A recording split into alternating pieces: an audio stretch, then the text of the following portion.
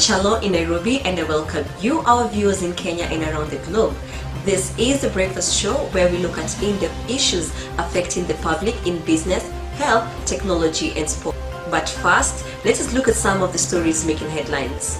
140 witnesses have been identified as police investigate the Russian ex-spy poisoning. Clarity on Trump's tariff exemption. Hundreds of Canadian doctors demand lower salaries.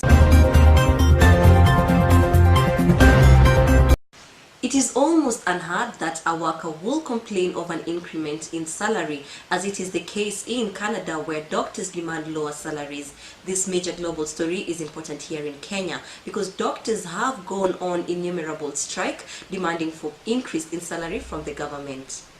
Feel free to share in your sentiments on our social media platform, that is on Twitter and Facebook at Prime TV News. On Twitter, Esther is saying that Kenyans are the most valuable resources.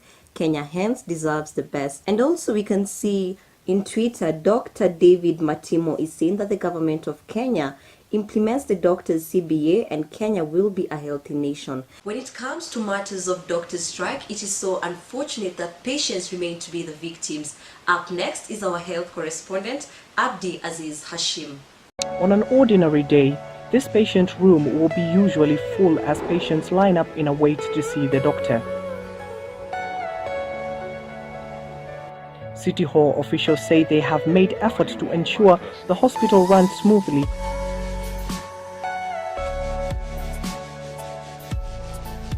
Mary Kang'ethe now left in pain and misery after suffering severe illness, but without a doctor, the hospital could not do her any good.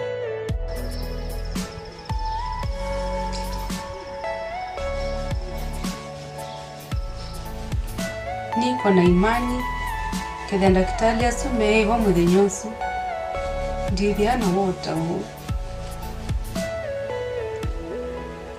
She tells me if the doctors were available, they could have helped her.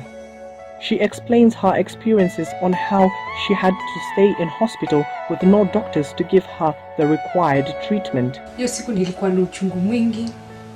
Na vikabu daktari umono ambosi akanipea hizi painkillers.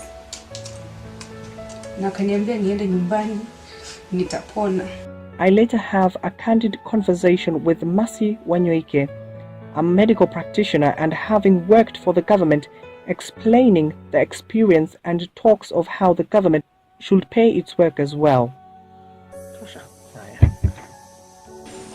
As a doctor and an employee of the government, I feel that the government has remained reluctant to improve payment of doctors. Hence, we are forced to go on strike multiple times, leaving patients unattended to, which is unfair, but it's something we have to do, unfortunately. I am now joined live by our health correspondent, Abdi Aziz. And maybe to begin with, Abdi, what do you think is the situation on the ground and what is your opinion on it? So thank you very much. It's a sad note that how patients are suffering in our hospitals due to the strikes, of the recent strikes of our doctors. The government can do more to sustain this issue.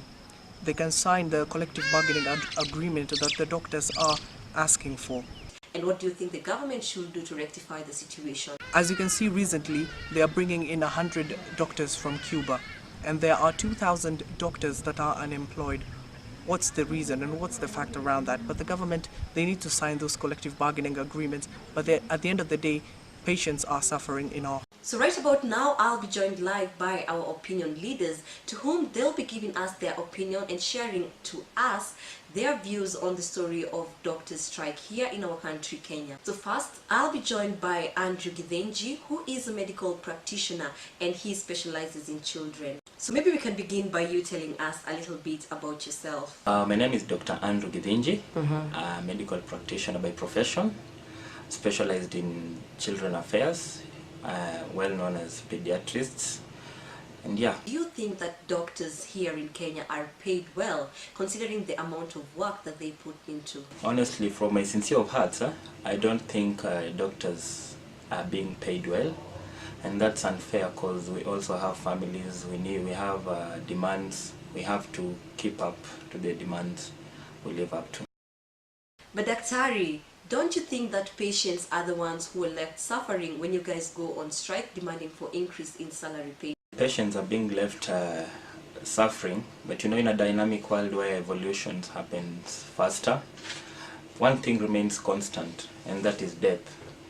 Even much as our patients are suffering, we also have to meet our demands. We have families to look up to, we have school fees, we have shopping and all that. And you can tell that the economy, the living standards have gone high. So we have to make both and meet. So next, I'll be joined by Martin Karaoke, who is a nurse at Kenyatta National Hospital, and he'll be here to share his sentiments. Just a few minutes ago, Dr. was telling us that the government is the one to blame for the innumerable strike that our doctors here in Kenya are experiencing. What do you think is your opinion on this, considering that our counterparts in Canada are refusing an increment in salary payment? Thanks for having me here.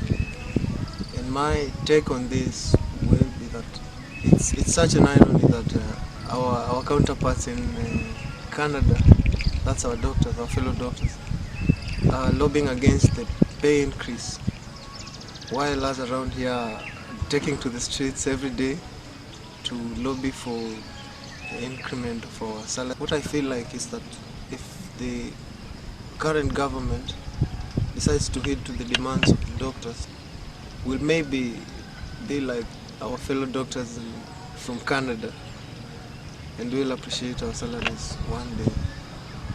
So, Dr. you want to tell me that our government is the main blame for the medical industry here in Kenya, considering the fact that patients mostly go to abroad to get treatment? More or less, yes.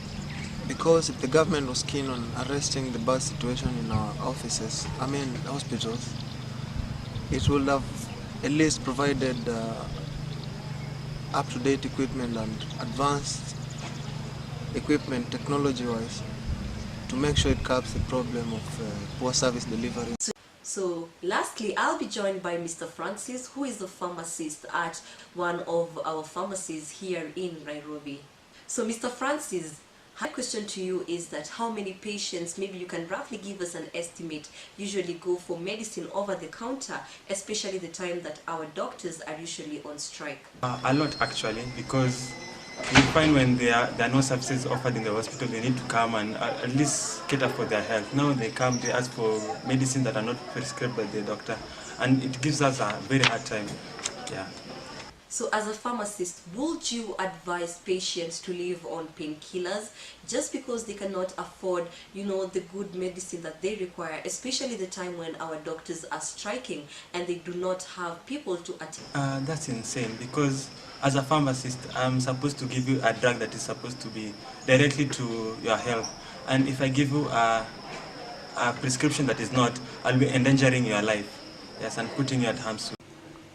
Just to touch on what our able pharmacist has just talked about, I really am not with the idea that patients go for the over-the-counter drugs, because you know what, many a times people are not always certain of which disease they are treating. Like I had an instance where a patient went to get their medicine from a pharmacy nearby, and you know what, the person was diagnosed with the medicines that are not for what he was suffering from. It's very unfortunate that we lost the patient. So you see, it leads to an even bigger tumor, which is very cancerous, and that is really, really bad. Given an opportunity, would you consider working for the government? No, because number one, I'm a pharmacist and I need to save lives. Now if I keep on striking, I keep on not giving my patients what they're supposed to have, I'll be endangering them. And at the same time, as we also need a living. If I keep on striking because I don't have money, that will be hard for me. But if I'm a private sector, I act at a private sector, I'll be earning at my own expense. Thank you for having you here, guys, with us. Thank you for sharing in your opinions. And that's all we had for you here at our news desk. Thank you for tuning in to Prime TV News. My name is SYLVIA KYALO. Thank you.